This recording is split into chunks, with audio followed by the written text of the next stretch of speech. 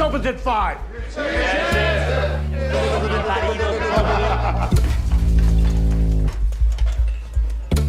Estás muy guapa, güey. All right, people. Service is over. Raúl Briones interpreta a Pedro, un cocinero que se enfrenta a la posibilidad de ser despedido de su empleo en la cocina de un restaurante en la ciudad de Nueva York, acusado de un robo que no cometió. La mujer que ama le da la noticia de que está embarazada y que ha decidido abortar, y todo esto en tan solo unas horas de un día. Conversamos con Raúl Briones acerca de la película La Cocina. Pues justamente lo pintas muy bien, la verdad es que creo que has dicho muchos de los rasgos que tiene Pedro. Yo creo que Pedro, o el intento desde la perspectiva del guión de Alonso Ruiz Palacios, que se rescata desde la obra original, es plantear una diferencia en cuanto a la lectura de lo que se ha tenido en el universo cinematográfico de la experiencia migrante, que se ha narrado durante muchas veces pues el paso de la frontera y cómo se logra acceder a ese país, pero se habla poco de lo que implica mantenerse allá. Y creo que Pedro, en ese sentido, en el intento de dejar de ser personaje y convertirse en ser humano, pues muestra todas estas distintas capas, ¿no? Yo lo he ido entendiendo y justificando de alguna manera en el hecho de que Pedro es un migrante atípico. Pedro se plantea con un rasgo muy distinto de carácter en comparación con todos los migrantes a los que estábamos acostumbrados a ver, con agachando la cabeza por mantener el puesto de trabajo. Pedro no puede más. Pedro ya se considera como un igual frente a sus compañeros y frente al país que habita. La cuestión con la paternidad definitivamente creo que es mucho más compleja que solamente conseguir el estatus de ciudadanía. Creo que efectivamente Pedro si quiere tener un hijo con Julia, creo que la ama profundamente. Y luego aparte también está el tema político de el acceso a mejores condiciones de vida si es que te conviertes en el progenitor de un ciudadano norteamericano, ¿no? Entonces creo que en realidad Pedro es un claro ejemplo de cómo funcionan también, pues, digamos, el mandato de masculinidad, ¿no? Y que le exige a los hombres desde distintos frentes cumplir con el rol de lo que le exige la sociedad, los rasgos característicos de lo que se supone tiene que ser un hombre en la vida, ¿no? Esta cosa famosísima de si quieres convertirte en un hombre, escribe un libro, planta un árbol y ten un hijo, ¿no? Muchos hombres nomás tienen el hijo, ¿no? Y ya con eso se cumple la cuota, ¿no? Entonces sí creo que esto que bien señalas del padre, de cómo cambia el tono cuando lo reconoce como un igual, cuando de alguna forma le da el estatus de hombría el hecho de que va a ser papá, ¿no? Tiene mucho que ver con esto de cómo funcionan los roles en la sociedad y cómo los personajes que nos crea el sistema y las vacantes que nos ofrece, si tantito nos salimos del redil, pues inmediatamente el sistema te va a decir, hey, ¿qué hubo? Creo que en realidad no es Alonso quien los mete ahí, ¿no? O sea, creo que es el sistema mismo. Y es una gran metáfora de cómo funciona el capitalismo y de cómo funciona la industrialización de los procesos de la vida. Creo que ahí fue donde nos perdimos un poco cuando automatizamos los procesos y volvimos de forma tan metódica el ensamble de los procesos para producir un plato que en el fondo debería estar lleno de el azar de la vida, ¿no? En ese sentido, casi todo lo que tiene que ver con la industria tiene que ver con estos procesos tan duros en donde efectivamente no te puedes salir del paso uno, dos y tres, porque si no ya no funciona la pieza, ya no engrana con la maquinaria, con el torno, con el diseño industrial para el cual está diseñado la réplica hasta el cansancio del producto, ¿no? Y en ese sentido, pues es muy parecido a la propuesta de la abolición de la propiedad privada, si nos queremos ir hasta allá, pues, ¿no? En esta idea pues de marcar un cuadrado con un pedazo de tiza en el piso y llamarlo tuyo, tu propiedad, ¿no? Entonces, cualquier cosa que intervenga con eso va a ponerte en riesgo a ti, ¿no? Lo que creo que es muy peligroso es caer en la trampa en la que están sumergidos todos estos personajes dentro de la cocina, que llegan a creer que su trabajo es su vida. Y creo que ahí es donde el sistema logra todo lo que se ha propuesto, que es justo deshumanizarnos, despersonalizarnos y volvernos solamente los defensores de un puesto de trabajo que en realidad debería ser solo eso, un puesto de trabajo y la vida allá afuera esperándonos para continuar con ella, ¿no? Y poder ponerle pausa al trabajo. Pero en esta orfandad de derechos laborales, de seguridad, del estatus de ciudadanía o no, de la ilegalidad en la que viven muchas de estas personas, pues quedan flotando justamente en ese lugar donde ya no hay nada, porque ya del origen no se acuerdan, ni aquellas personas que en el origen están se acuerdan de las personas que se fueron, y el destino en el que se encuentran en ese momento no está concluso, digamos, ¿no? Y siempre está esta fantasía de, es que voy a volver, ¿no? Que creo que también esa es una de las cosas que tiene Pedro, que comparte este sueño de volver a la playa y poner una palapa, pero en el fondo es una fantasía muy cruel, porque, porque muchas personas en Nueva York, te aseguro que llevan ahí 35 años jurándose a sí mismas solo ahorrar un poco de dinero para algún día volver a poner ese negocio en sus lugares de origen que les va a cambiar la vida, ¿no?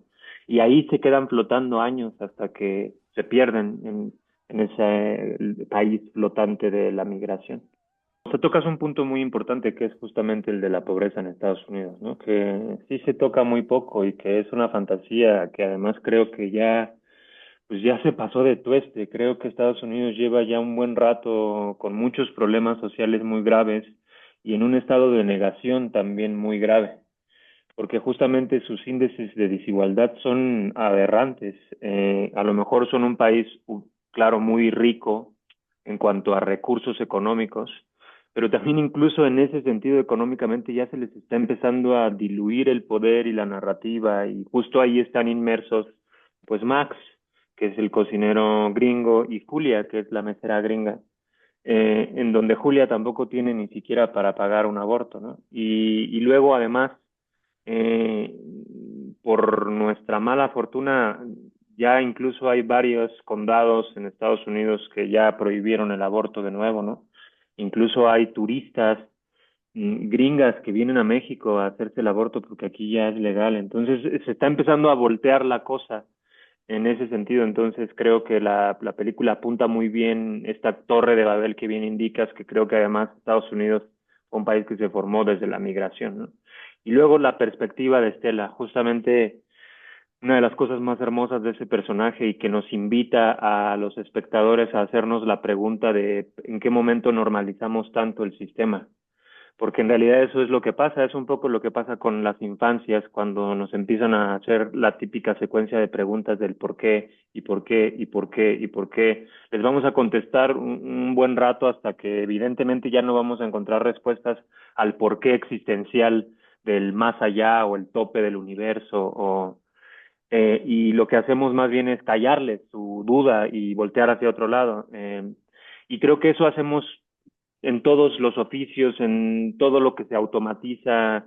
Llega un punto en el que ya estamos en la inercia de la maquinaria, ya no hacemos esa pregunta y creo que aquí Estela hace la pregunta y además Ana Díaz, que tiene esa mirada que todo se le ve, todo lo que está pensando se le ve, entonces justo es uno de los personajes que menos texto tiene y que más habla durante toda la película, ¿no? Con esos ojos hermosos y tan expresivos que tiene Ana, que es justamente la invitación y que creo que al final, en estas dos miradas de Pedro y de Ana, logramos ver, pues primero a Pedro que se acaba de sacrificar en este viaje autodestructivo, contra la mirada de Ana, que le sonríe de una forma muy particular, que no sabemos bien a bien por qué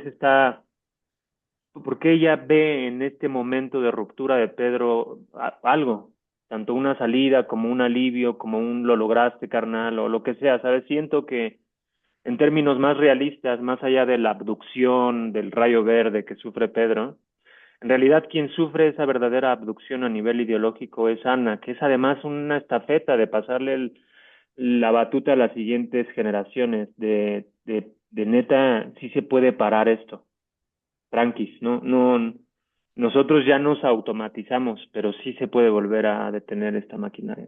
Absolutamente, pues creo que en realidad este es el comentario, uno de los más que pasan de alguna forma desapercibidos, pero en realidad el comentario de la cocina va hacia esa generación de migrantes, porque en realidad ya no son migrantes, son ciudadanos estadounidenses y tienen que tomar ese país bajo o sea, bajo esas mismas reglas, o sea, ellos ya son dueños de ese país, no pueden permitir que le sigan quitando su estatus de ciudadanía, aunque no les guste pero es que en Estados Unidos no hay nada original.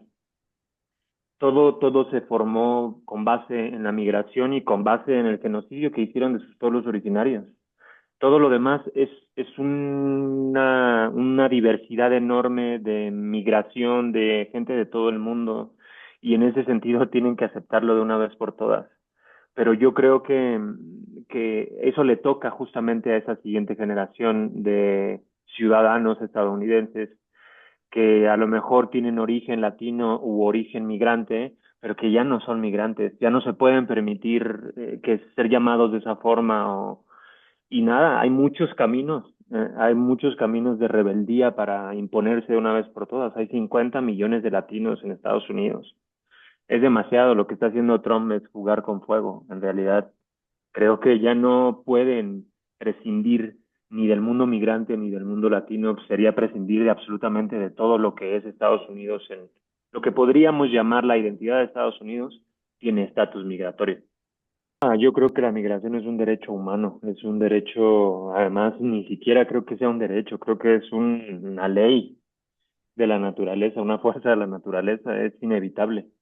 No hay forma, existen fronteras naturales que se forman por los acantilados o por los océanos o por la geografía en todas sus dimensiones, pero en realidad las fronteras ideológicas no tienen ningún sentido, ¿no? Pero yo creo que la historia es cíclica y ahora estamos en un recrudecimiento de pues la siguiente vuelta de la espiral para seguir en la evolución.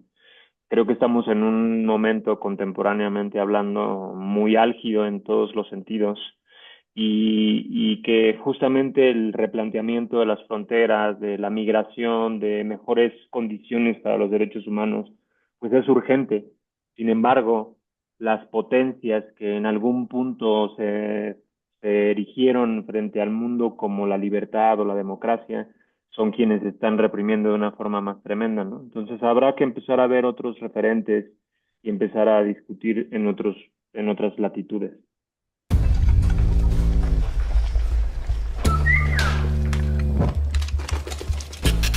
Service opens at 5.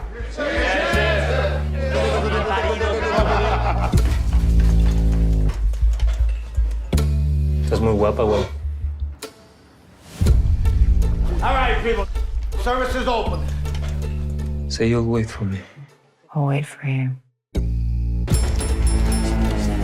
So sometime soon, huh? We help Pedro with the papers, get him legal. Ahí podemos empezar de cero.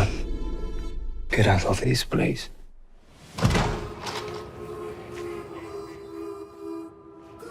Come on. God gave us the chance